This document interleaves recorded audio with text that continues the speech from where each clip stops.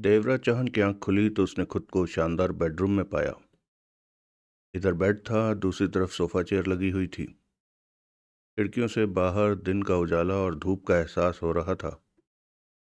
Devraj Chauhan bed पर उठ बैठा। उसकी निगाह टोंड पर जा पड़ी जो नीचे बिछे कालीन पर लेटा हुआ था। वो मांस का पहाड़ लग रहा था। देवराज चौहान महसूस कर चुका था कि सच में वो शक्तिशाली व्यक्ति है। उस पर काबू पाना लगभग असंभव सा था। अगर हाथ में रिवॉल्वर हो तो इसे आसानी से खत्म किया जा सकता है। क्या देख रहा है? टोन ने अपने कान की लौ मसली। कौन सी जगह है ये? देवराज चौहान ने पूछा। तेरे को क्या करना है पूछ के? टोन ने मुंह बनाया। देवराज चौहान ने सिगरेट सुलगा ली। आरा और बीना कहाँ गई हैं? तेरे काम के लिए ही गई हैं। मेरे काम के लिए? हाँ। तेरे खास खास दुश्मनों के नाम पते इकट्ठे किए जा रहे हैं जो मोटी रकमें चुकाकर देवराज चौहान को हासिल करना चाहें, जिनके मन में ये तमन्ना बाकी है कि देवराज चौहान जैसे डकैती मास्टर से वो अपना हिसाब चुकता नहीं कर पाए। तुम लोगों को मेरे से जरा भी डर नहीं लगता? टोंड हंस पड़ा।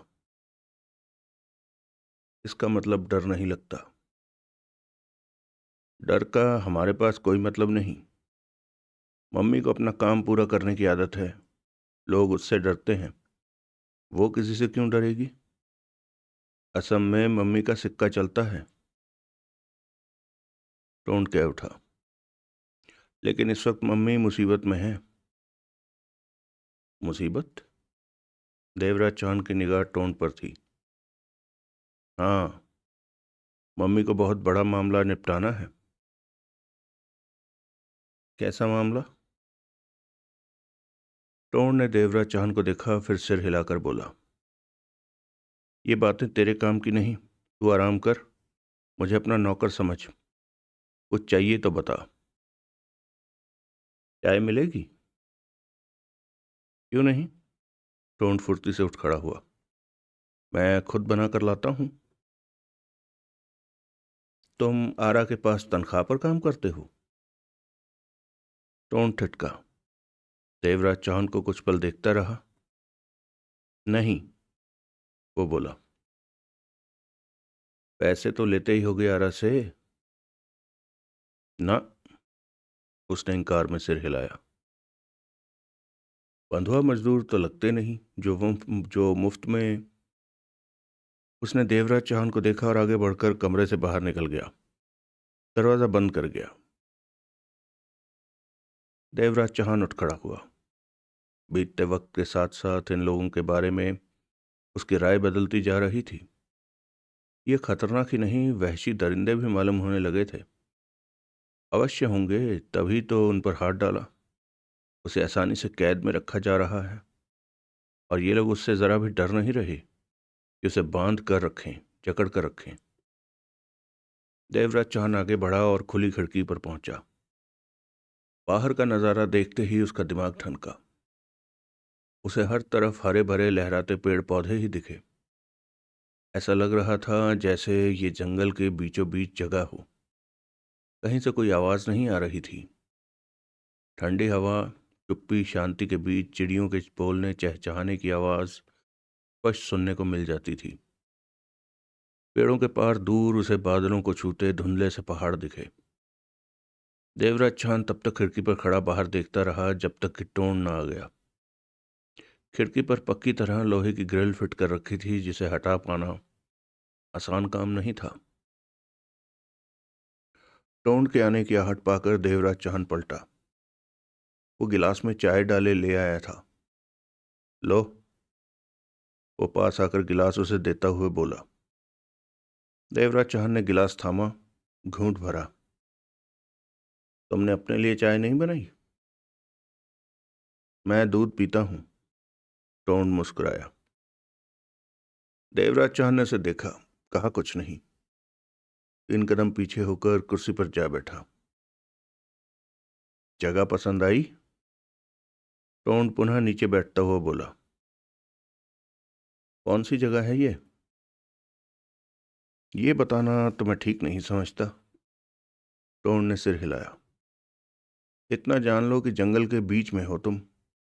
यहां से बाहर निकलोगे तो हर तरफ गहरा जंगल ही मिलेगा। बाहर निकलने का रास्ता तलाश करने में भटक जाओगे।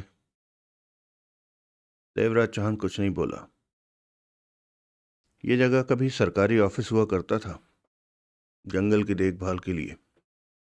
लेकिन कुछ साल पहले आदमखोर शेरों के आतंक की वजह से यहाँ कर्मचारी भाग गए और ऑफिस जंगल के बाहर बना लिया। ये जगह खाली पड़ी थी। हमारे आदमियों ने इसे ठीक ठाक करके हमारे रहने छिपने के लायक तैयार कर दिया। तुम्हारे आदमी भी हैं? मम्मी के पास सब चीज का इंतजाम है। तुम अभी मम्मी को जानते ही कहाँ हो। क्या तुम्हें अच्छा लग रहा है कि मुझे मौत के हवाले करने का इंतजाम किया जा रहा है, जबकि हमारी कोई दुश्मनी नहीं? इस काम में अच्छा बुरा नहीं देखा जाता, टोन ने शांत स्वर में कहा। काम पूरा होना चाहिए, अपना भला होना चाहिए। दूसरा मरता है तो मरे। दुनिया में किस किस का ध्यान रखा जा सकता है? अपना ही रखा जाए, यही बहुत है। तुम ठीक कहते हो। पहले अपना ध्यान, उसके बाद दूसरे का ध्यान। इतना कहने के साथ ही सामने बैठे टोन पर उसने गर्म चाय फेंकी और चीते की तरह दरवाजे की तरफ छलांग लगा दी। पीछे क्या हुआ ये ना देखा देवराज चौहान ने। बिजली की थी बिजली की सी गति से उसने दरवाजा खोला और बाहर निकलकर दरवाजा बाहर से बंद किया और जहां रास्ता मिलता भागता चला गया। कुछ ही पलों में वो उस जगह से बाहर था। टोन ने सच कहा था कि हर तरफ घना गहरा जंगल है। देवराज चौहान को समझ नहीं आया कि किस तरफ जाए। एक क्षण भी गंवाना बेवकूफ़ी थी। देवराज चौहान एक तरफ भागा और गर्दन घुमाकर इस मकान की तरफ देखा। टोन को उसने कमरे की खिड़की पर खड़े इधर ही देखते पाया। यहां तक तो सब ठीक था, परंतु टोन के होठों पर फैली मुस्कान देखकर देवराज चौहान के मस्तिष्क को झटका लगा। उसके भाग जाने की वजह से वो जरा भी परेशान नहीं था। क्यों?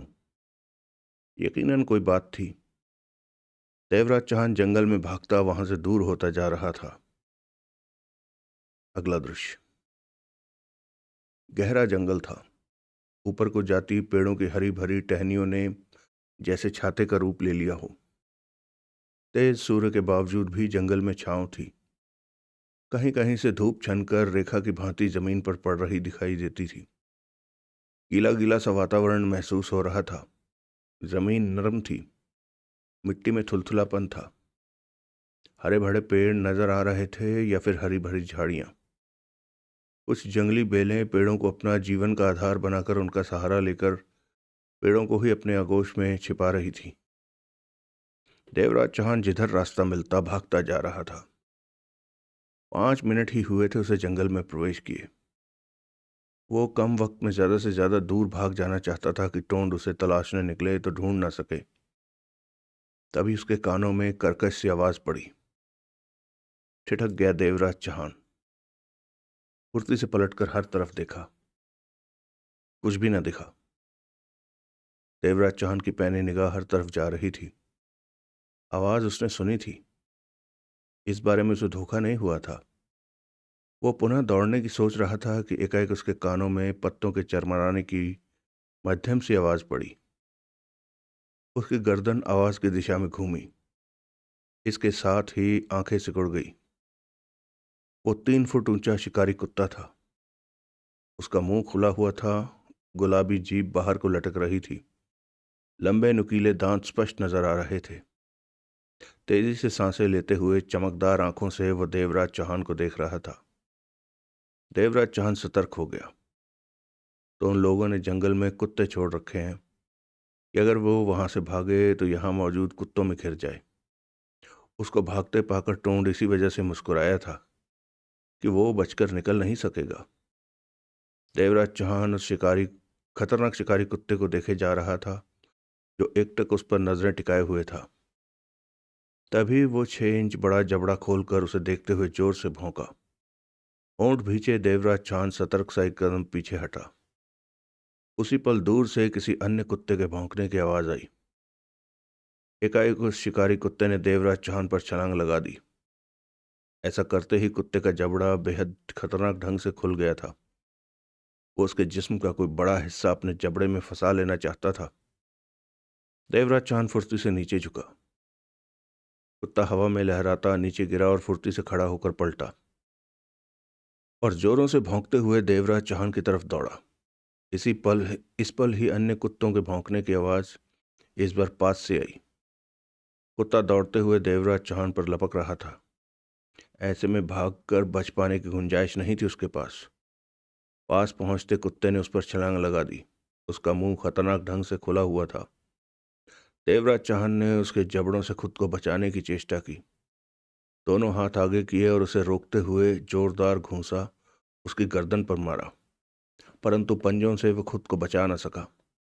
कंधे पर पंजा पड़ा और उसके नाखून कंधों पर खरोच के निशान डालते चले गए। कमीज वहां से फट गई। शिकारी कुत्ता नीचे जा गिरा। देवराज चांद ने पूरी शक्ति से जूते की ठोकर उसकी गर्दन पर मारी। कुत्ता जोरों से चीखा। तभी दूसरे कुत्ते के भौंकने की आवाज आई। देवराज चांद ने गर्दन घुमाई तो 15-20 कदमों की दूरी पर तूफानी ढंग से दौड़कर आते हुए दूसरे कुत्ते पर उसकी नजर पड़ी। इतना वक्त नहीं था कि वह खुद को बचाने के लिए कुछ कर पाता। भड़ाक! दूसरे कुत्ते ने उस पर छलांग लगाई और किसी पत्थर की तरह उससे आ टकराया। देवराज चांद के पांव उखड़े और वह नीचे जा गिरा। इससे पहले कि संभल पाता, दोनों कुत्ते उस पर झपट पड़े। एक ने उसकी बाह को दांतों में दबाया और दूसरे ने उसकी पिंडली को। देवराज चांद का पूरा शरीर पीड़ा से कांप उठा। उसने पिंडली नोचने वाले कुत्ते को दूसरी टांग जोरों से मारी और बाह पर जबड़ा कसने वाले की गर्दन पर पंजा जमाकर पूरी ताकत से पंजा भींच दिया। बाह से उसका जबड़ा हट गया। वो पीड़ा से छटपटा उठा। अपने शरीर को जोरों से झटका दिया कि गर्दन छुड़ा सके। दूसरा कुत्ता भौंकते हुए पुनः उसकी गर्दन पकड़ने की चेष्टा कर रहा था। उसकी इस कोशिश में कई जगह उसके दांत लग चुके थे। इधर देवराज चाहन ने उस कुत्ते की गर्दन न छोड़ी और फुर्ती से उठ खड़ा हुआ। तभी सामने वाला कुत्ता गुर्राकर उस पर झपटा। देवराज चाहन ने गर्दन थाम रखे कुत्ते को जोरों से आगे की तरफ घुमाया तो उस पर छलांग लगाते कुत्ते से टकराया। दोनों कुत्तों की गुर्राहटें वहां गूंज रही थी। उसी पल दूर अन्य कुत्ते के भौंकने के स्वर सुनाई दिया। देवराज चाहन के दांत भिज गए। वो समझ गया कि जंगल में मौजूद बाकी कुत्तों ने इनके भौंकने की आवाजें सुन ली हैं। वो एक एक करके इधर आना शुरू हो गए हैं। इन दो शिकारी कुत्तों से बचना उसके लिए कठिन हो रहा था। अगर एक दो और आ गए तो उन मिनटों में वो उसके शरीर की बोटियां बोटियां कर देंगे। तभी सामने वाले कुत्ते ने उस पर छलांग लगा दी। वो मुंह खोले इस वक्त बहुत खतरनाक लग रहा था। गर्दन पकड़े कुत्ते को पुनः उसकी तरफ घुमा दिया। दोनों कुत्ते आपस में टकराए। कुछ बचाव तो हो गया, लेकिन फिर भी कुत्ते के पंजे ने उसकी बाह पर खरोच डाल दी थी। कुत्ते को हर हमले के साथ उसके शरीर पर एक जख्म और बढ़ रहा था। ये सब ज्यादा देर नहीं चल सकता था और उसने थक जाना था। पुनः कुत्ते के भौंकने की आवाज कानों में पड़ी। तीसरा कुत्ता जहां भी था, जिस तरफ भी था, दौड़ता हुआ पास आ चुका था। देवराज चौहान के दांत भिज गए। उसने एक पल भी गवाए बिना गर्दन पकड़े कुत्ते को सामने के तने से जोर से मारा। ऐसा होते ही वो कुत्ता जोरों से चीखने लगा। देवराज चौहान ने उसे दूसरे कुत्ते की तरफ फेंका जो उस पर छलांग लगाने जा रहा था और खुद छलांग लगाकर पेड़ की तरफ मोटी टहनी पर लटक गया। तभी नीचे खड़े कुत्ते ने उस पर छलांग लगाई। टांग की अपेक्षा कुत्ते के जबड़े में पैंट का टुकड़ा आ गया। जबड़ों में पैंट का टुकड़ा लिए कुत्ता नीचे गिरा। वो फुर्ती से संभला और पुनः देवराज चौहान पर छलांग लगाई, लेकिन देवराज चौहान तब तक तना पकड़े संभल चुका था और उछलकर उसने पेड़ की दूसरी डाल का तना पकड़ लिया। ऐसा करके वो कुत्ते की छलांग से दूर पहुंच गया। फिर वो तीसरी मोटी डाल पर इस तरह जा बैठा कि आराम मिल सके। तभी तीसरा कुत्ता भौंकते हुए वहां पहुंचा। उसके हाँफने की आवाज ऊपर तक आ रही थी। जीभ निकाले हाँफने के साथ साथ वो ऊपर देखता भौंकने लगा। भौंकते भौंकते उसने जैसे जंगल सिर पर उठा लिया था। देवराज चौहान ने दांत भींचे, अपने जख्मों पर ध्यान दिया। पीड़ा पूरे शरीर में दौड़ रही थी। दाईं बांह पर जख्म और खून नजर आ रहा था, जहां कुत्ते ने उसे मुंह में लिया था। पिंडली का भी बुरा हाल था, वहां भी कुत्ते ने उसे मुंह में ले लिया था। पिंडली पर और भी कई जगह पंजों के खरोचों के निशान थे। वहां पर भी कई जगह पंजों के खरोचों के निशान नजर आ रहे थे। तभी जंगल में दूर कुत्ते के भौंकने की आवाज गूंजी। देवराज चौहान के दांत भिज गए। वो समझ गया कि चौथा कुत्ता भी उसी तरफ आ रहा है। दो कुत्ते मुंह खोले हाँफते हुए ऊपर ही देख रहे थे। जिस दूसरे कुत्ते को उसने गर्दन पकड़कर पेड़ के तने पर मारा था, वो नीचे गड़ा पड़ा रह रहकर तड़प रहा था। वो उठने के काबिल नहीं बचा था, शायद उसकी कोई हड्डी टूट गई थी। चौथे कुत्ते के भौंकने की आवाज पुनः आई। देवराज चौहान चेहरे पर पीड़ा भरी दरिंदगी समेटे अपने जख्मों को पुनः देखने लगा। फिर उसकी निगाह हर तरफ गई। नीचे फैले कुत्ते इस वक्त उसके लिए सबसे बड़ी मुसीबत थे। वो कहीं जा नहीं सकता था।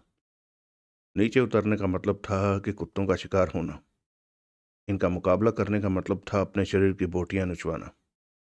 उन लोगों ने इस बात का तगड़ा इंतजाम कर रखा था कि वो फरार न हो सके, उनके हाथों से दूर न पहुंच सके।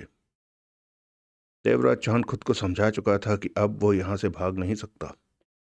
नीचे मौजूद कुत्ते कहीं भी जाने नहीं वाले, बेशक 4 दिन क्यों न बीत जाएं। होंठ भींचे देवराज चौहान ने जेबें टटोली। सिगरेट का पैकेट निकाला तो उसने सिगरेट सुलगा ली। निगाह बार बार पेड़ के नीचे मौजूद कुत्तों पर जा रही थी। तभी चौथा कुत्ता दौड़ते हुए वहां पहुंचा और हाफते हुए उसे ऊपर देखते हुए भौंकने लगा। देवराज चौहान गहरी सांस लेकर कश लेने लगा। यहां से उसके बच जाने का सवाल ही नहीं था। अगला दृश्य। 1 घंटे बाद टोंड वहां पहुंचा। देवराज चौहान अभी तक पेड़ के ऊपरी तने पर बैठा था। नीचे तीनों शिकारी कुत्ते घात लगाकर बैठे थे। रह रह कर वो ऊपर देखकर भौंक उठते। चौथे वाला कुत्ता जमीन पर बेसुध सा पड़ा था। कभी कभार उसके मुंह से कू कू की आवाज निकल जाती। देवराज चौहान के शरीर के जख्म अब सूख रहे थे और पीड़ा बढ़ रही थी। अगर ये कुत्ते रास्ते में न आते तो आसानी से उसने बाहर निकलने का रास्ता ढूंढ लेना था। टोंड को वहां पाया आकर देवराज चौहान ने गहरी सांस ली। ये पहली बार ही हुआ था उसके साथ कि किसी ने उसे फंसाकर इतना मजबूर कर दिया हो कि खुले में रहकर भी वो फरार नहीं हो पा रहा था। ढीली ढीली पैंट कमीज पहने टोंड मांस का पहाड़ लग रहा था। उसके हाव भाव में लापरवाही भरी थी। टोंड ने पेड़ पर बैठे देवराज चौहान को देखा, फिर मुस्कुरा पड़ा। बहुत तेज भागे थे तुम, वो बोला। उसे देखता देवराज चौहान सिर हिलाकर रह गया। किस्मत वाले हो कि पेड़ पर चढ़ गए, वरना ये तो तुम्हारा सारा मांस उधेड़ देते। अभी तो बच गए। ऐसे 4 और भी हैं। वो जंगल के दूसरे हिस्से में हैं। ये किसी को जंगल से बाहर नहीं निकलने देंगे, फाड़ कर रख देंगे। अब क्या करना है? नीचे आ जाओ। कुत्ते, इनकी फिक्र मत करो। जब से मैं यहाँ आया हूँ ये तुम पर भौंके भी नहीं हैं। अपने मालिक को पहचानते हैं। अब ये जो करेंगे मेरे ही इशारे पर करेंगे। बहुत आज्ञाकारी हैं ये। नीचे आ जाओ। देवराज चौहान नीचे उतरने लगा। चंद पलों में ही वह नीचे था। कुत्ते शांति से अपनी जगह पर टिके रहे। टोंड ने देवराज चौहान को सिर से पांव तक देखा। कुत्तों ने तुम्हें सबक तो सिखा दिया, कम से कम दोबारा भागने वाली हरकत नहीं करोगे। आओ। देवराज चौहान के साथ टोंड वापस चल पड़ा। कुत्ते खुद ब खुद ही इधर उधर बिखरते चले गए। घायल कुत्ता वहीं पड़ा रहा। इतने बड़े डकैती मास्टर हो तुम, लेकिन भागकर तुमने समझदारी वाला काम नहीं किया। तुम्हें खुद ही सोच लेना चाहिए। तुम्हें खुद ही सोच लेना चाहिए था कि जो लोग तुम्हें गर्दन से पकड़कर चूहा बनाकर अपने पास बिठा सकते हैं, वो क्या तुम्हें आसानी से निकलने देंगे? टोन ने मुंह बनाकर कहा। क्या हमने नहीं सोचा था कि तुम यहां से अवश्य भागने की कोशिश करोगे? देवराज चौहान खामोशी से चलता रहा। ऐसे मौके पर अभी तक तो तुम्हारी सेवा के लिए सिर्फ ये कुत्ते ही हैं। रात तक यहाँ कुछ गनमैन भी पहुंच जाएंगे। देवराज चौहान ने उसे देखा, कहा कुछ नहीं। हम किसी तरह का रिस्क नहीं लेना चाहते। बहुत कठिनाई से तुम्हें पाया है। मम्मी हर हाल में अपना मकसद को पूरा करके रहेगी। कैसा मकसद? तेरी नीलामी करके नोट इकट्ठे करने हैं उसने। मम्मी को बहुत जरूरत है नोटों की। मैं तुम लोगों को अभी भी ठीक तरह से नहीं समझा। समझ जाएगा। टोंड उसे देखकर मुस्कुराया। अभी हमारी मुलाकात को 2 ही तो दिन हुए हैं। देवराज चांद होंठ भींचकर दूसरी तरफ देखने लगा। वापस उस मकान पर पहुंचकर टोंड ने उसके जख्मों पर दवा दारू लगाई, इंजेक्शन दिया कि जहर शरीर में ना फैले। फिर उसने देवराज चांद को चाय और टोस्ट तैयार करके दिए, पैंट कमीज पहनने को दी, उसकी जरूरत का हर ख्याल रखा। टोंड उससे सामान्य व्यवहार कर रहा था। मैं यहां से भागने की फिर कोशिश करूंगा, देवराज चौहान ने शब्दों को चबाकर कहा। पता है। क्या? कि तू फिर भागेगा। तेरे बारे में मम्मी ने मुझे सब बता दिया है कि तू बहुत सख्त किस्म का इंसान है। तू तब तक यहां से भागने की कोशिश करता रहेगा जब तक तेरे में सांस बाकी है। टोन ने गहरी सांस ली। जंगल में कुत्ते हैं, उनके दर्शन तो तुमने कर लिए। रात तक यहाँ गनमैन भी पहुंच जाएंगे। सब इंतजाम तेरे लिए हैं और उसके लिए हैं जो हमारी इजाज़त के बिना यहाँ तक पहुंचना चाहे। फिर तू यहाँ से भागना, मर गया तो तेरी बुरी किस्मत। देवराज चौहान ने उसे घूरा। तेरे को यहाँ इज्जत से रखा है, खुले में रखा है, कहीं भी जाने से रोका नहीं। जा सकता है तो चला जा। तो तुम्हें बहुत ज्यादा विश्वास है कि मैं यहाँ से भाग नहीं सकता? देवराज चौहान ने शांत स्वर में कहा। तू भाग ना सके, हम तो इस बात का पूरा इंतजाम कर रहे हैं। आगे तेरी किस्मत और हिम्मत। अगला दृश्य। रात को बंद कार में 5 लोग वहां पहुंचे। टोंड देवराज चौहान के साथ ही मकान के बाहर उनसे मिला। वहां लाइट ना होने की वजह से मोमबत्ती, लालटेन वगैरह का इस्तेमाल किया जा रहा था। रात के वक्त मौसम ठंडा था, हवा में ठंडक सी आ गई थी। आसपास फैले जंगल की वजह से और दूर पहाड़ होने के कारण।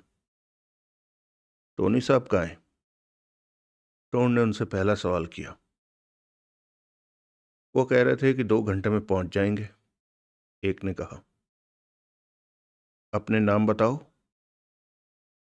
मैं रमनलाल, ये प्रवीण, विमल, शर्मा और सतपाल। उसने सबकी तरफ देखकर कहा। तुम बड़े हो इनके? हाँ, रामलाल नाम है मेरा। हथियार कहाँ है? कार में। वहां क्या कर रहे हैं? टोन ने उसे घूरा। उन्हें साथ लेकर क्यों नहीं बाहर उतरे? रामलाल ने एक को इशारा किया तो 2 कार के पास पहुंचे। एक ने 3 गनें निकाली कार की डिग्गी में से, दूसरे ने एक लिफाफा निकाला और पास आकर लिफाफे में से रिवॉल्वर निकालकर सबको थमा दी। वो 3 गनें भी 3 व्यक्तियों ने पकड़ ली, रिवॉल्वर जेब में रख लिए। हर वक्त तैयार रहना चाहिए, मालूम नहीं कब क्या हो जाए, टोन बोला। आप टोन साहब हैं? क्यों? टोनी साहब ने बताया था कि आप जैसे हुलिया के व्यक्ति यहाँ मिलेगा। उसका नाम टोंड है, वही हमसे बात करेगा। तो पूछ क्यों रहे हो? मैं मिल गया और बातें भी कर रहा हूँ, टोंड बोला। राशन पानी अपना साथ लाए हो? हाँ, दाल रोटी का सामान डिग्गी में पड़ा है। वो नीचे वाला कमरा ले लो, वहीं रहना है तुम लोगों ने। हमें करना क्या है? रमनलाल ने पूछा। यहाँ की पहरेदारी करनी है, कहते हुए टोन ने पास खड़े देवराज चांद पर निगाह मारी। इसे पहचान लो। हिंदुस्तान का मशहूर डकैती मास्टर देवराज चौहान है ये इस वक्त हमारी कैद में है। यहाँ से भागने की कोशिश की इसने, लेकिन जंगल में मौजूद शिकारी कुत्तों ने इसे पेड़ पर बिठा दिया। ये ऐसा इंसान नहीं है कि आराम से टिक कर बैठ जाए। ये फिर भागेगा, लेकिन इसे भागने में कामयाब नहीं होने देना। मारना भी नहीं है, टांग या बांह पर गोली चलानी है। कीमती है ये हमारे लिए। अगर इसकी मौत आई होगी तो जंगल में मौजूद शिकारी कुत्ते ही इसकी जान लेंगे। पांचों की निगाह देवराज चौहान पर जा टिकी। ये कैदी है तो इसे बंद करके क्यों नहीं रखा जा रहा? बंद करके रखना होता तो फिर तुम लोगों की क्या जरूरत थी? टोन ने तीखे स्वर में कहा। रमनलाल ने देवराज चौहान को देखकर शांत स्वर में कहा, मैंने तुम्हारा नाम सुन रखा है देवराज चौहान। कभी मैं रंजन दास जैसे गैंगस्टर का शूटर हुआ करता था, लेकिन जब से पुलिस के हाथों रंजन दास मरा, उसका सारा गैंग बिखर गया। अंडरवर्ल्ड के अधिकतर लोगों को जानता हूं मैं। हम सबका निशाना बहुत अच्छा है। यहां से भागने जैसी बेवकूफ़ी मत करना। देवराज चौहान ने रमनलाल को देखा और मुंह फेर लिया। तुम सबकी ड्यूटी मैंने बता दी है। लाखों रुपया तुम लोगों को इसलिए नहीं दिया गया कि अपने काम में लापरवाह रहो। तुम लोगों की लापरवाही कोई भी पसंद नहीं करेगा। अपनी अपनी ड्यूटी सेट कर लो। फिर वो देवराज चौहान से बोला, चलो, तुम्हारा बढ़िया इंतजाम कर दिया है। जब भी भागना चाहो कोशिश कर लेना। अगला दृश्य। रात के 12 बजे टोनी वहां पहुंचा। तब तक टोन ने खुद भी ब्रेड खाई और देवराज चौहान को भी दी। यही डिनर रहा उनका। कमरे में 4-5 मोमबत्ती लगाए वो लेटे थे। देवराज चौहान बेड पर और टोन नीचे कालीन पर। तभी बाहर शोर हुआ। टोन ने उठकर खुली खिड़की से देखा। अंधेरे में साए दिखे। क्या हो रहा है? जवाब में पल भर की चुप्पी के पश्चात नई आवाज आई। टोन, मैं हूं। ये टोनी है, आने दो इसे। 5 मिनट बाद टोनी नाम का शख्स ऊपर कमरे में था। मोमबत्तियों की रोशनी में देवराज चौहान ने उसे देखा। वो 30 बरस का स्वस्थ सेहतमंद युवक था। जीन्स की पैंट के ऊपर हाफ बाजू की टी शर्ट पहन रखी थी। सिर के बाल सामान्य साइज के छोटे थे और होंठों पर छोटी सी ही मूछें थी। यहां पहुंचने में कोई परेशानी तो नहीं हुई? नहीं, कहते हुए टोनी ने देवराज चौहान को देखा। यह है देवराज चौहान? हाँ। टोनी एक कुर्सी पर बैठ गया। यहां तुम्हें कोई परेशानी तो नहीं? देवराज चौहान उसे देखता रहा, बोला कुछ नहीं। इसे लगता ही नहीं होगा कि यह कैद में है, टोन कह उठा। मैं हर वक्त इसकी सेवा के लिए यहाँ मौजूद हूँ। दिन में इसने भागने की चेष्टा की तो जंगल में फैले कुत्तों ने इसे घेरा और घायल कर दिया। जो हुआ इसकी गलती से हुआ, फिर भी बचाव रहा। पेड़ पर चढ़कर इसने खुद को बचा लिया, लेकिन अभी इसे शांति नहीं मिली। क्या मतलब? कहता है भागने की कोशिश फिर करेगा। टोनी के होंठ सिकुड़े। देवराज चौहान ने सिगरेट सुलगा ली। आज तो सिर्फ कुत्ते थे, लेकिन अब 5 गनमैन भी हैं। उसने गड़बड़ की तो अब बचना आसान नहीं होगा। टांग पर गोली मारते मारते हाथ हिला तो सिर में भी गोली लग सकती है। तब ये तो मरा ही मरा, हमारा काम भी खराब हो जाएगा। टोनी ने सिर हिलाकर देवराज चौहान को देखा। बेहतर होगा तुम यहां से भागने का विचार छोड़ दो। तुम कौन हो? देवराज चौहान का स्वर शांत था। जवाब टोन ने दिया। मम्मी के बड़े भाई हैं। तुम्हारा मतलब आरा जेटली का भाई? देवराज चौहान ने टोन को देखा। टोन ने सिर हिला दिया। देवराज चौहान की निगाह टोनी पर जा टिकी। क्या चाहते हो मुझसे? देवराज चौहान के होंठ भिज गए थे ये पूछते हुए। टोनी कुछ पल चुप रहा। चेहरे पर गंभीरता आ गई। हमारी तुमसे कोई दुश्मनी नहीं, टोनी धीमे स्वर में बोला। सब मजबूरी के सौदे हैं। तुम पर हम कभी भी हाथ नहीं डालते, लेकिन हमें ढेर सारे पैसों की जरूरत थी। तब ध्यान आया कि देवराज चौहान जैसे डकैती मास्टर को पकड़कर उसे नीलाम किया जाए अंडरवर्ल्ड में, तो हमें ढेर सारा पैसा मिल सकता है, क्योंकि तुम्हारे बहुत सारे ऐसे दुश्मन होंगे जो तुम्हें पाने के बदले में मुंह मांगा पैसा दे सकते हैं। हम भी फंसे पड़े हैं, वरना ये सब करना हमें भी अच्छा नहीं लग रहा। देवराज चौहान उसे देखता रहा, फिर बोला, क्या फंसे पड़े हो? टोनी ने बेचैनी से पहलू बदला, टोन पर निगाह मारी, फिर देवराज चौहान को देखा। इस बारे में मैं तुम्हें कुछ नहीं बता सकता। उनके बीच कुछ देर चुप्पी रही। हमारी किसी भी बात का बुरा मत मानना, गुस्से में हमसे कुछ गलत भी हो सकता है। जिस तरह इस वक्त तुम परेशान हो, उसी तरह हम भी किसी वजह से फंसे पड़े हैं। अपने बकरे को बचाने के लिए दूसरा बकरा काटना ही पड़ता है। यही काम हो रहा है तुम्हारे साथ। टोनी शांत स्वर में बोला, बेहतर होगा कि अब तुम फरार होने की ना सोचो। देवराज चौहान ने कुछ नहीं कहा। खाना हो गया? टोनी ने टोन को देखा। ब्रेड थी, उसी से काम चलाया। टोन ने भारी भरकम कंधे हिलाए। इस मेहमान को खाने की कमी अवश्य महसूस हो रही होगी। कल तक ये इंतजाम भी हो जाएगा। आरा और बीना आते वक्त खाने का सामान लेती आएंगी। कहने के साथ ही टोनी उठ खड़ा हुआ। देवराज चौहान, अब मैं आराम करना चाहूंगा, थका हुआ हूं। बाकी बातें कल होंगी। कुछ दिन की बात है, फिर तुम्हें इस कैद से मुक्ति मिल जाएगी, क्योंकि तुम जल्द ही दूसरे के पास पहुंच जाओगे और वो हमें तुम्हारे बदले ढेर सारी दौलत देगा। कितनी रकम चाहते हो? देवराज चौहान ने पूछा। टोनी ने उसे देखा, फिर सिर हिलाकर कहा, हमें बहुत बड़ी रकम चाहिए। जो तुम्हारे बदले ज्यादा रकम देगा वो तुम्हें पालेगा।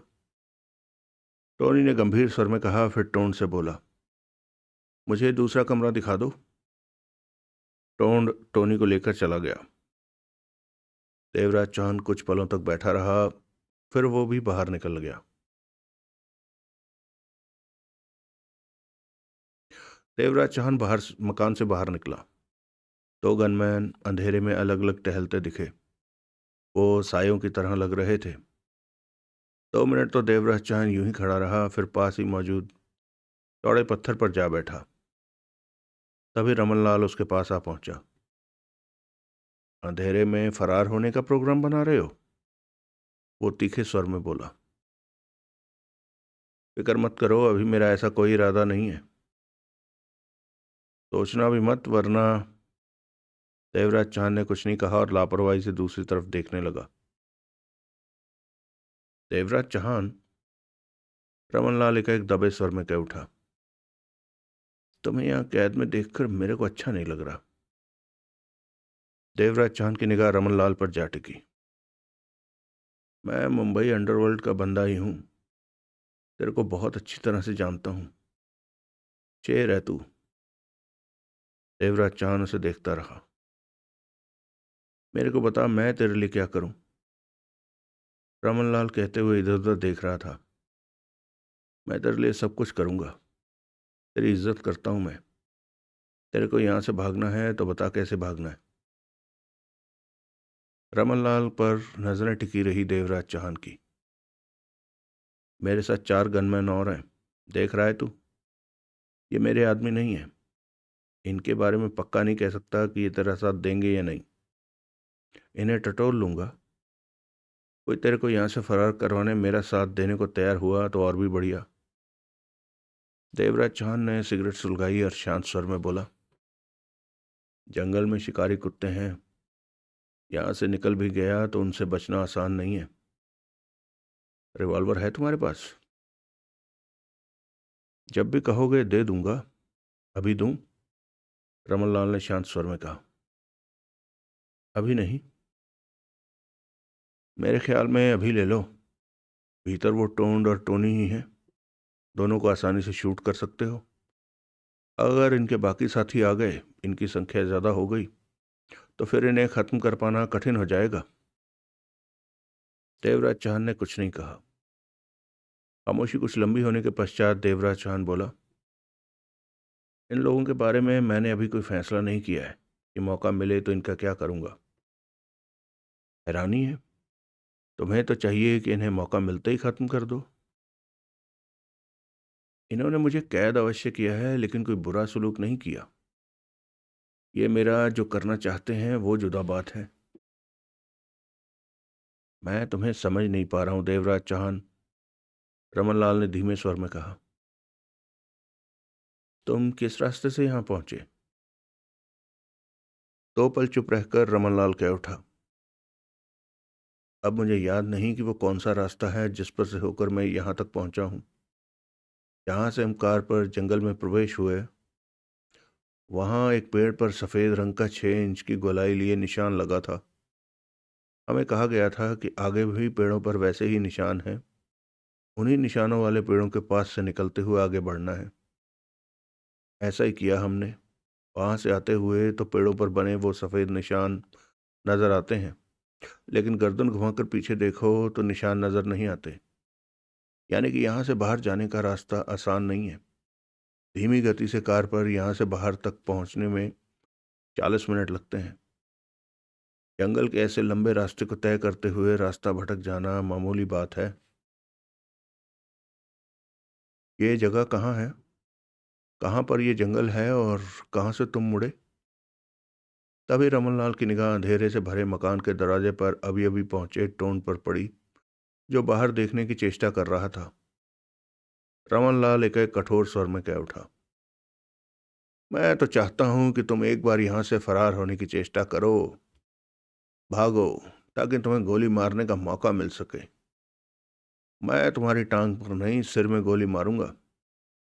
मेरा निशाना इतना बढ़िया है कि रंजन दास भी जब मरा तो मरते मरते मेरे निशाने की तारीफ करना नहीं भूला। देवराज चौहान ने भी टोन को दूर दरवाजे पर खड़ा महसूस कर लिया था। एक रिवॉल्वर मुझे भी दे देना, उठते हुए देवराज चौहान ने कड़े स्वर में कहा। फिर बताऊंगा कि निशाना क्या होता है। मुझे लगता है कि तू मेरे हाथों से मरेगा, रमनलाल ने दांत भींचकर कहा और वहां से अंधेरे में चला गया। उधर देवराज चौहान ने कश लिया और इधर उधर देखने लगा। दरवाजे पर खड़ा टोन सब कुछ देख सुन रहा था।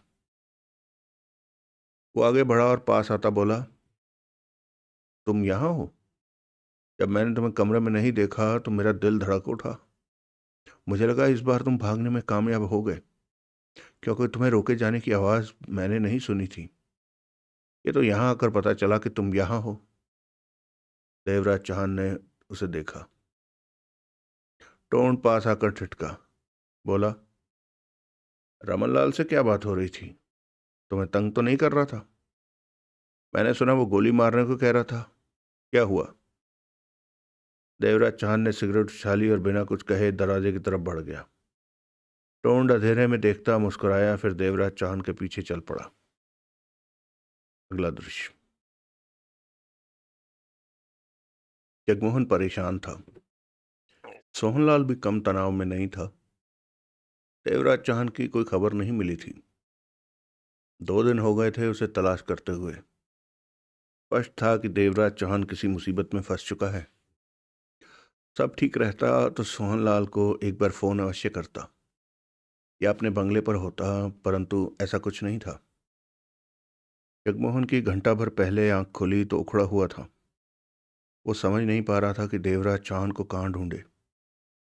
किन लोगों ने देवराज चौहान पर हाथ डाला है? सुखराम भी कुछ नहीं बता पा रहा था। सोहनलाल के फ्लैट पर ही वो मौजूद थे।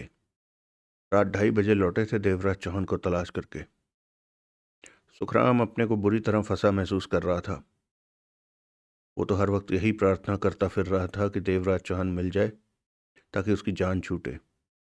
इन लोगों से दूर अपने काम पर लगे। 3 लाख के चक्कर में वो खुद को खामखा मुसीबत में फंसा बैठा था। इन लोगों को छोड़कर भागता है तो ये फिर उसे पकड़ लेंगे, और इस बार ऐसा हुआ तो उसे जिंदा नहीं छोड़ेंगे। जगमोहन नहा धो चुका था। सोहनलाल नहाने गया हुआ था। सुखराम चाय पी रहा था कि तभी जोरों से कॉल बेल बजी। सुखराम के चेहरे पर रौनक दौड़ गई। देवराज चौहान होगा, उसने जगमोहन को देखकर कहा। जगमोहन ने उसे खा जाने वाली निगाहों से देखा, उठा और आगे बढ़कर दरवाजा खोला। सामने 50 बरस का एक व्यक्ति खड़ा था। सिर पर भी कैप डाल रखी थी। क्लीन शेव्ड था वो। साधारण सी पैंट कमीज पहन रखी थी। हाथ में मोबाइल फोन दबा था, जो कि जगमोहन के देखते ही देखते कमीज की जेब में रख लिया था।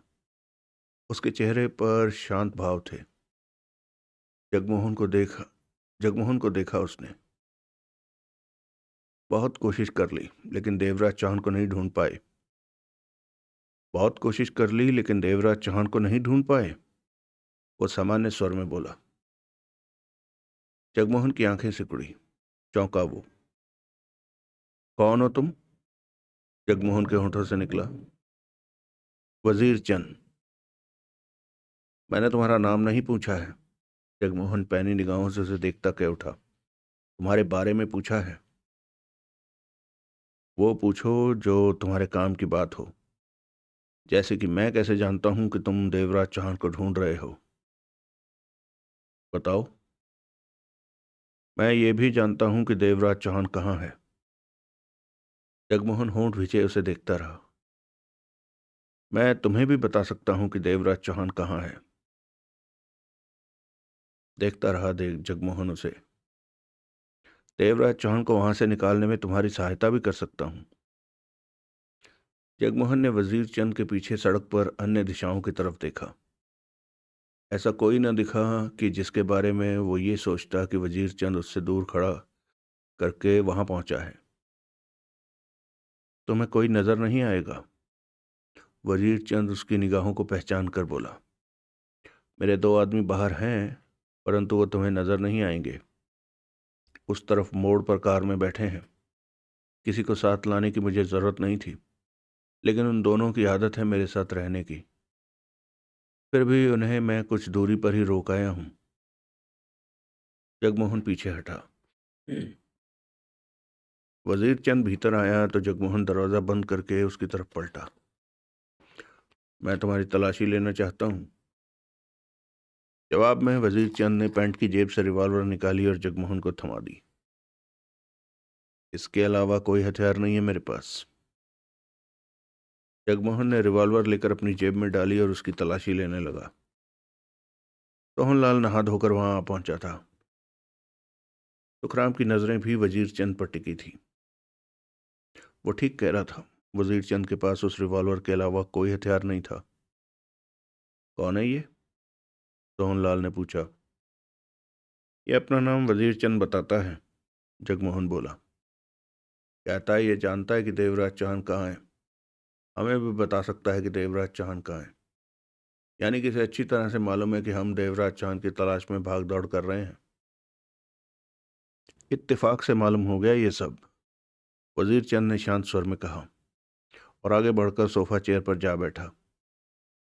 मैं अपने काम की खातिर किसी ऐसे इंसान को ढूंढ रहा था जो ये काम कर सके।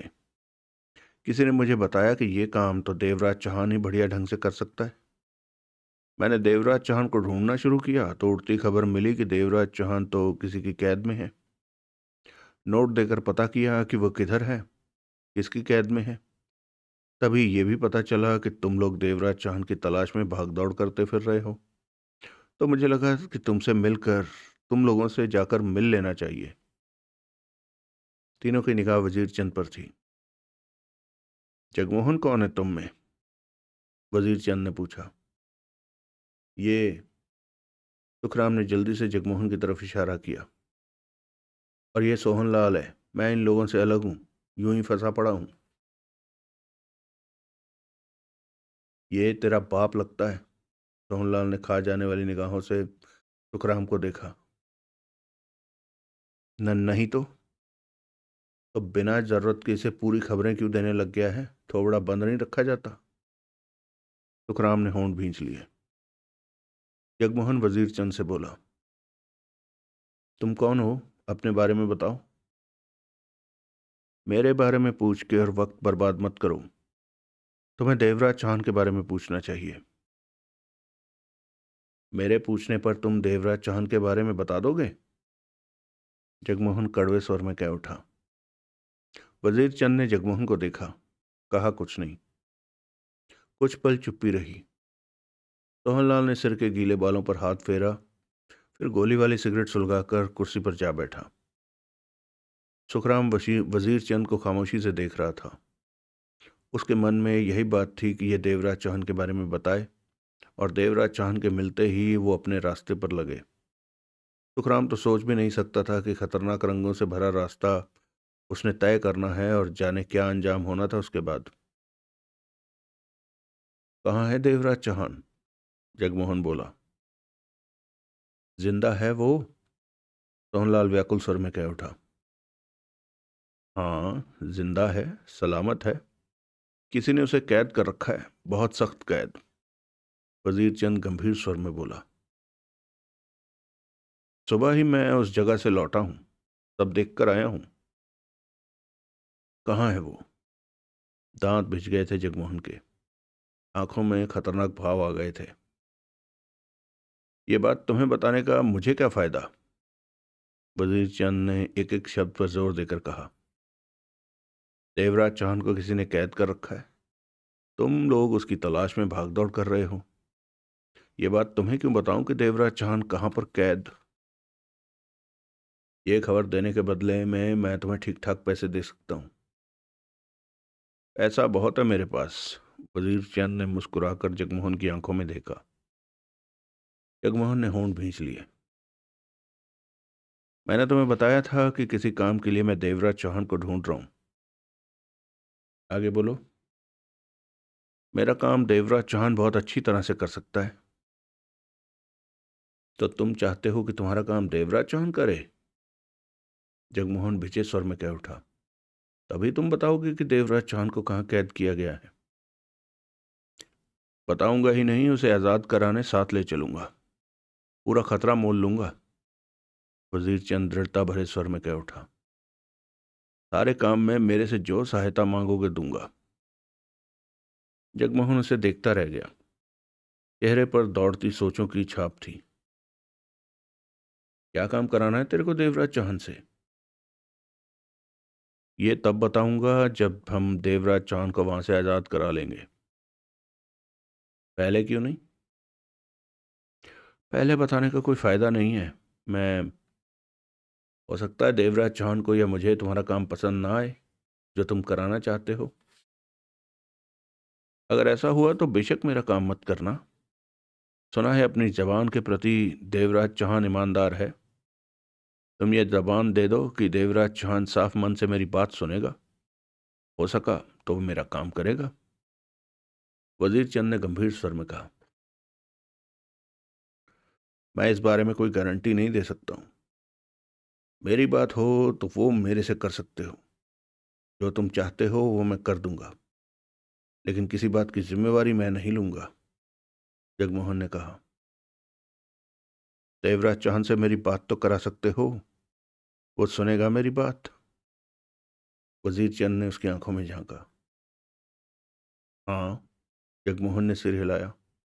इस बात की जिम्मेदारी मैं ले सकता हूं। वजीर चंद सिर हिलाकर रह गया। तभी उसकी जेब में पड़े मोबाइल फोन की बेल बजी। हेलो। वजीर चंद ने जेब से फोन निकालकर बात की। आप ठीक हैं? मैं ठीक हूं, सब ठीक है, वजीर चंद ने कहा और फोन बंद करके जेब में रखते हुए जगमोहन को देखा। देवराज चौहान कहाँ पर कैद है? जगमोहन के चेहरे पर कठोरता थी। किन लोगों ने उसे कैद किया है और क्यों? सोहनलाल ने पूछा। मैं नहीं जानता कि किन लोगों ने उसे कैद किया है और क्यों किया है, वजीर चंद बोला।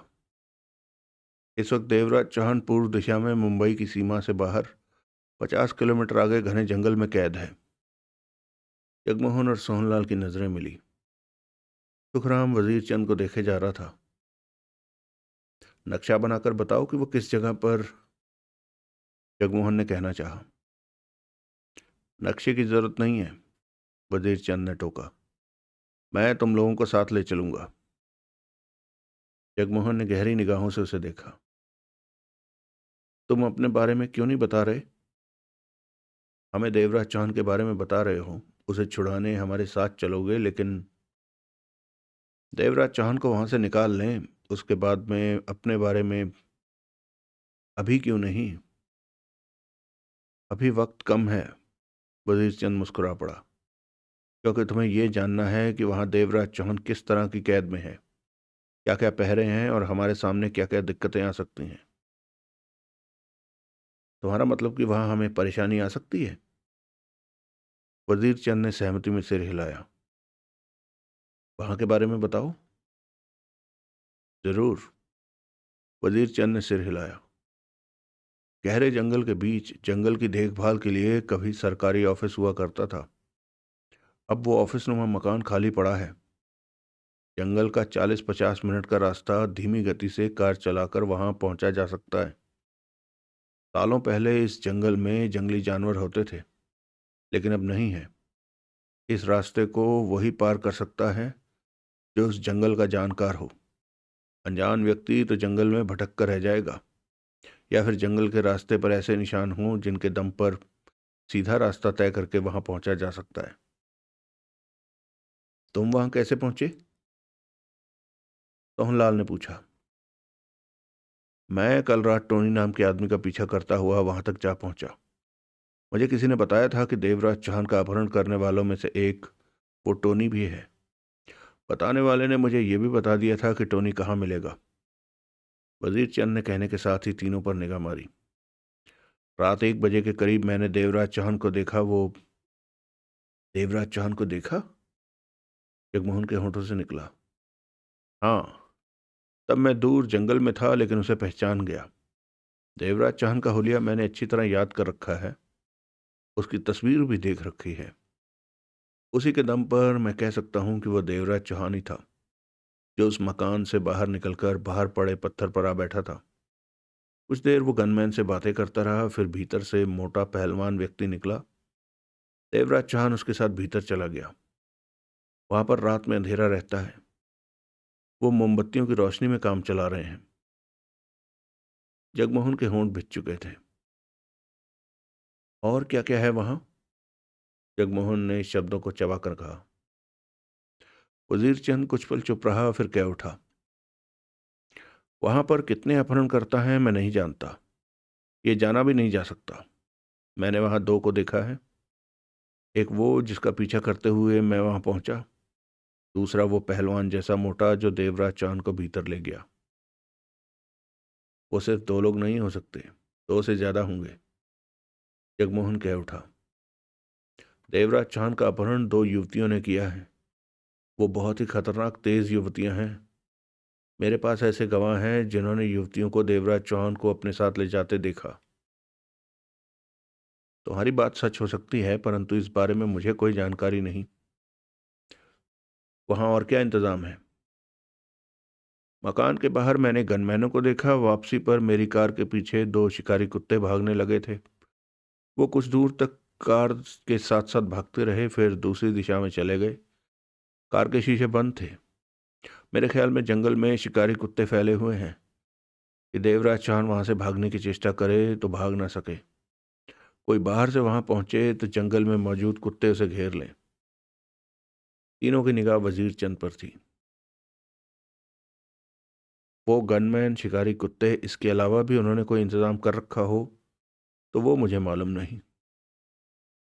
सोच के पश्चात देव सोच के पश्चात जगमोहन बोला।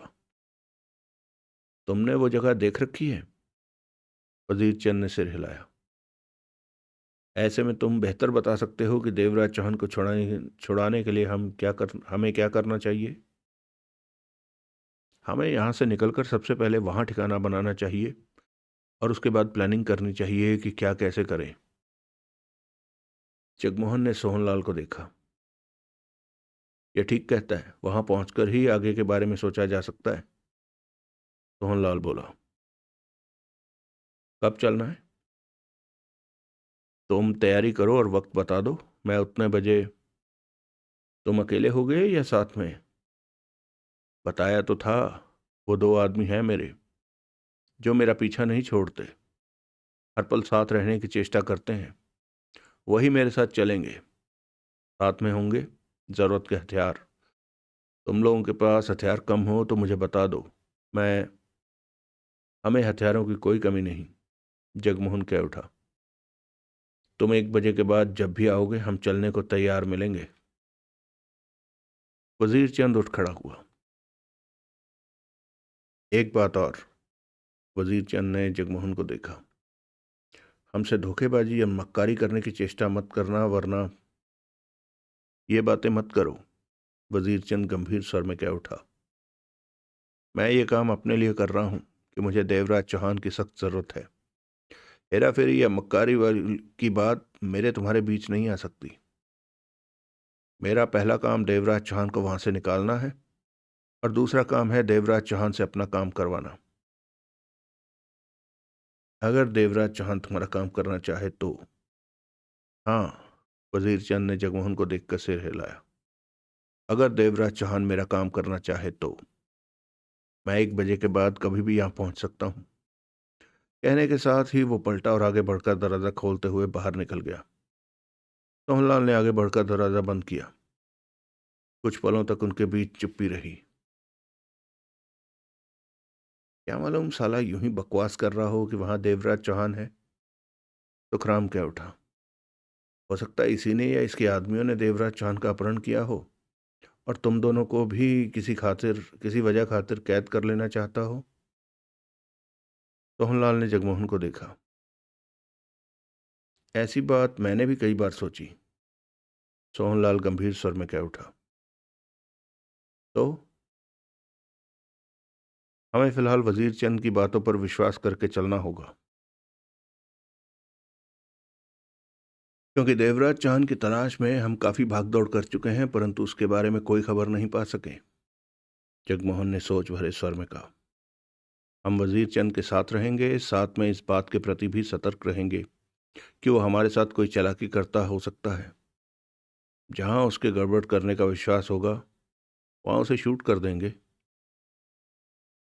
वो सच कहता भी हो सकता है। सोहनलाल ने होंठ सिकोड़े। अगर देवराज चौहान उसकी बताई जगह पर मौजूद है तो वो सच है, नहीं तो स्पष्ट है कि वो किसी चाल के तहत हमसे बात करने आया हो।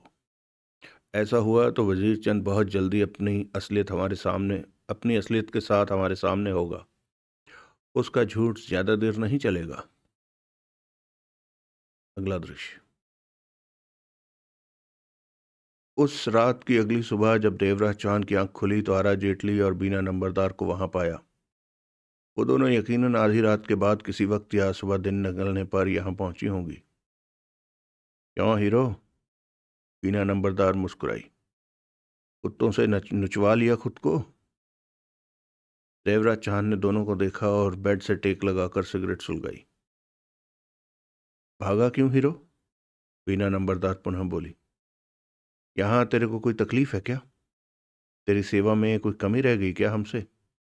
तेरे को बढ़िया बेड दे रखा है नींद मारने को। खाने पीने की कल अवश्य कमी थी, लेकिन आज वो भी दूर हो जाएगी। सामान हम ले आए हैं। आज तेरे को पराठे भी मिलेंगे और बढ़िया लंच भी।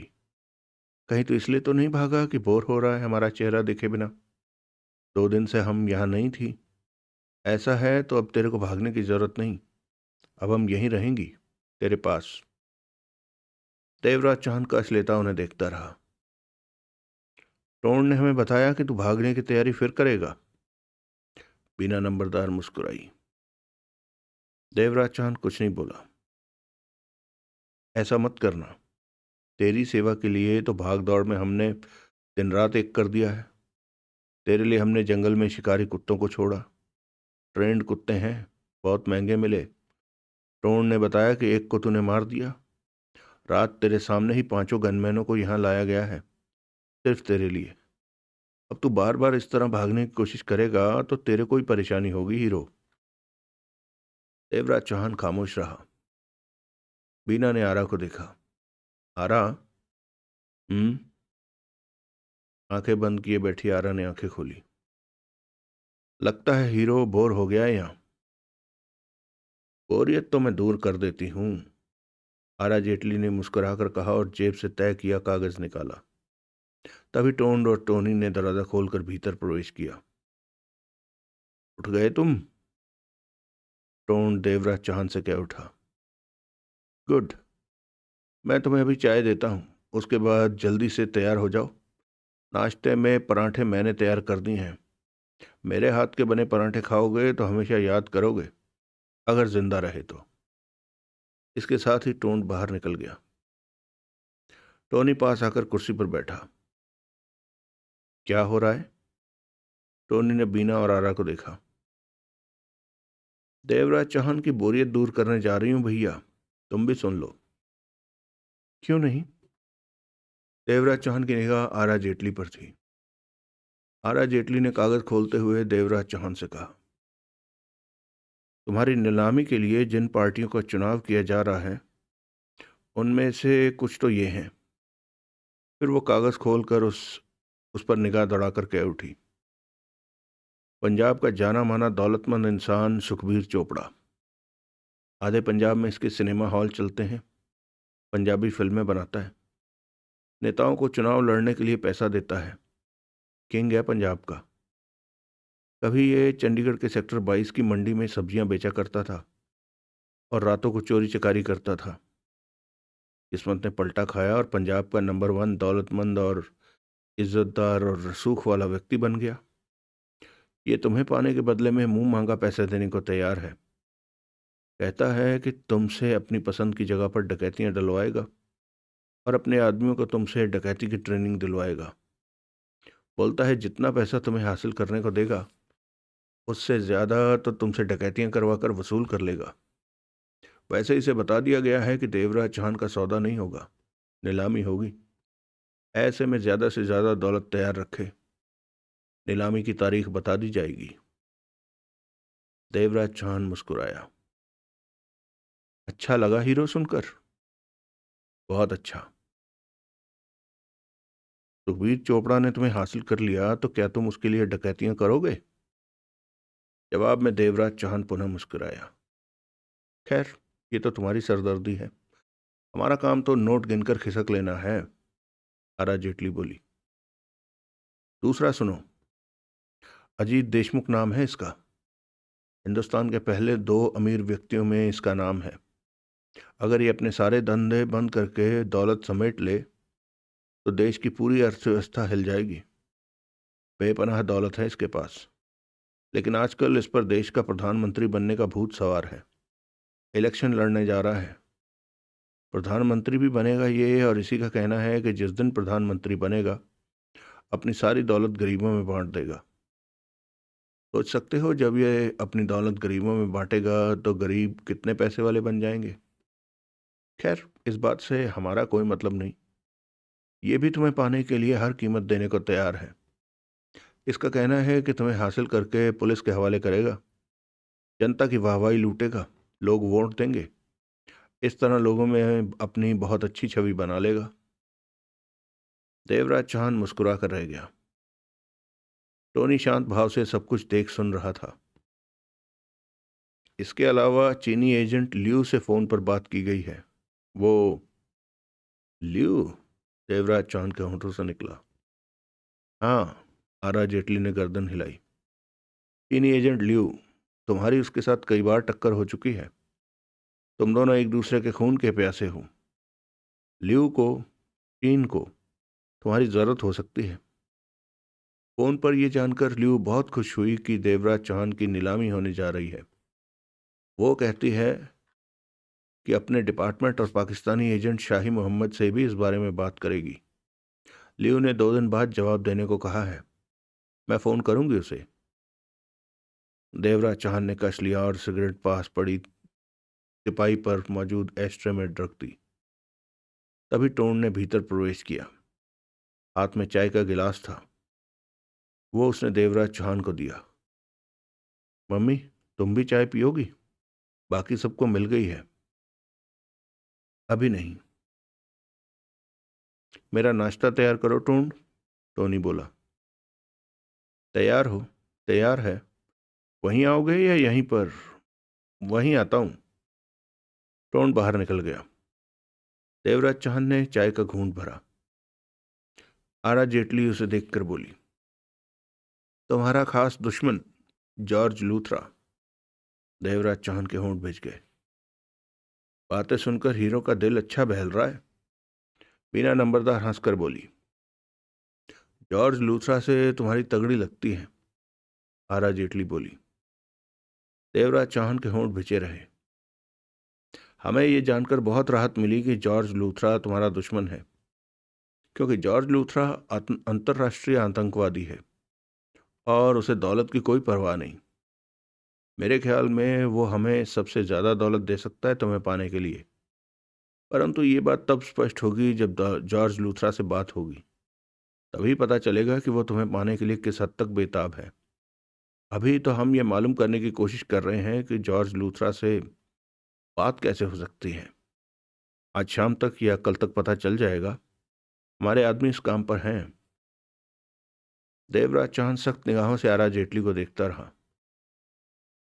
इसके अलावा भी उन लोगों के बारे में पता किया जा रहा है जो तुम्हें पाना चाहते हैं।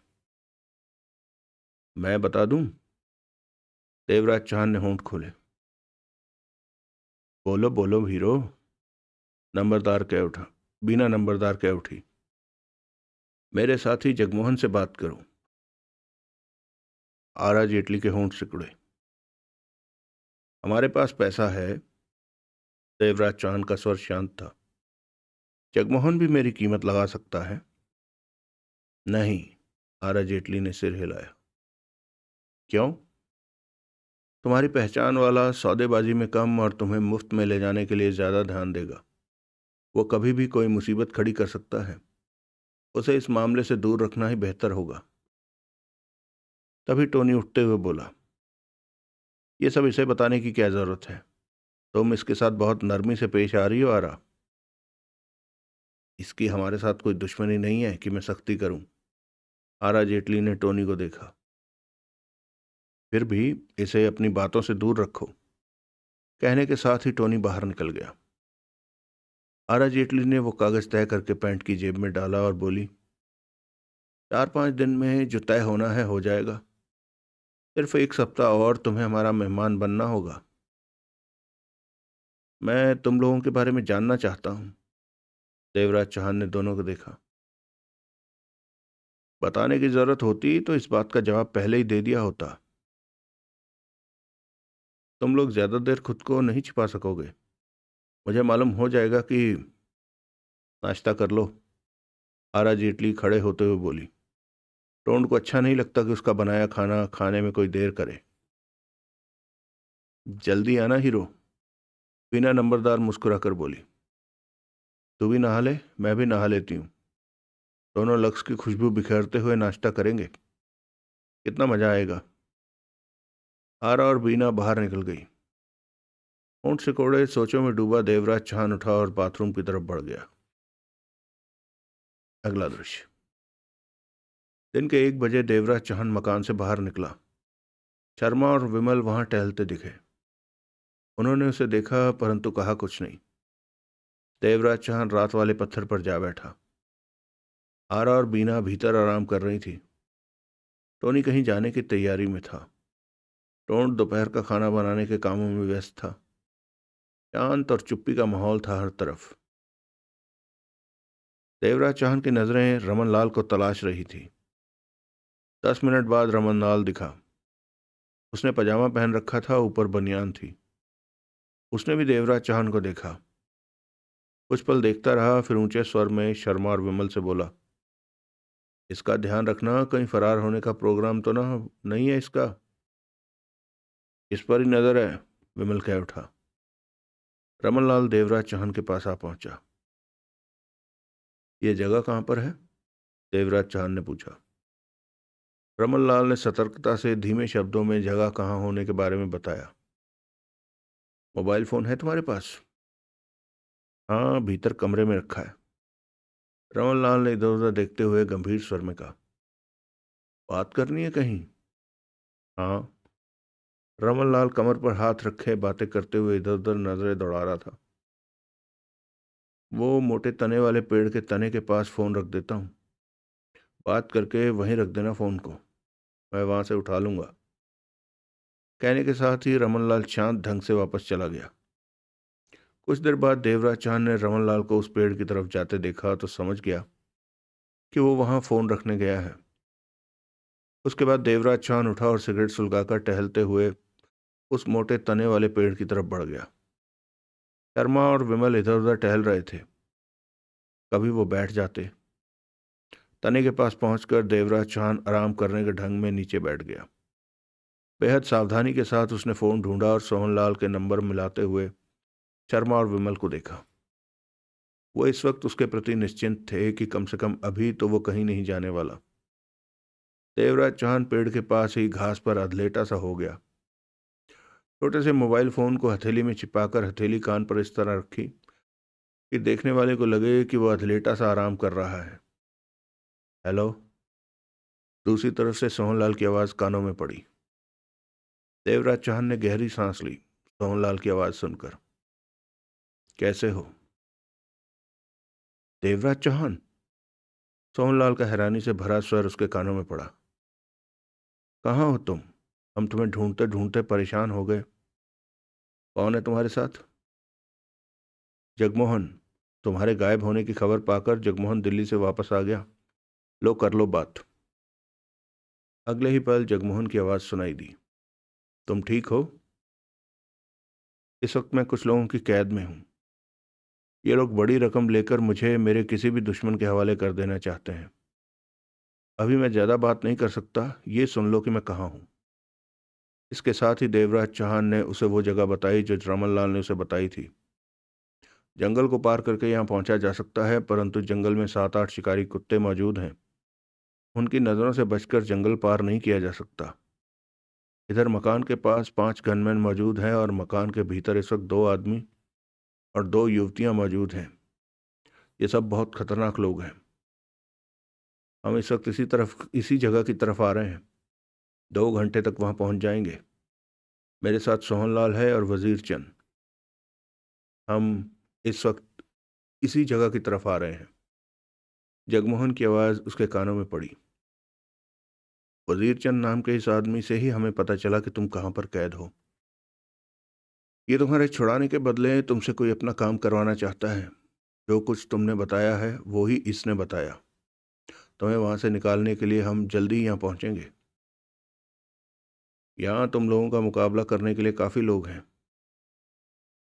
उनसे निपटने का मैं कोई रास्ता निकालूंगा। ये फ़ोन तुम्हारे पास ही रहेगा? नहीं, बात करने के लिए किसी से लिया है। फ़ोन मुझे अभी वापस देना होगा। समझ गया। हम जल्दी ही तुम्हारे पास पहुंचेंगे। देवराज चौहान ने फ़ोन बंद किया और सावधानी से उसे पेड़ के पास रखा और उठकर मकान के दरवाजे की तरफ बढ़ गया। शर्मा और विमल उस पर निगाह मार लेते थे, परंतु वो ये ना समझ सके कि उसने अभी भी फ़ोन पर बात की है। कम से कम ये बात तो वो सोच भी नहीं सकते थे। कुछ देर बाद नहाया धोया रमनलाल वहां पहुंचा। एक राउंड लिया। शर्मा और विमल से 2-4 बातें की। फिर उनसे नज़रें बचाकर पेड़ के पास पड़ा फ़ोन उठाकर जेब में डाल लिया।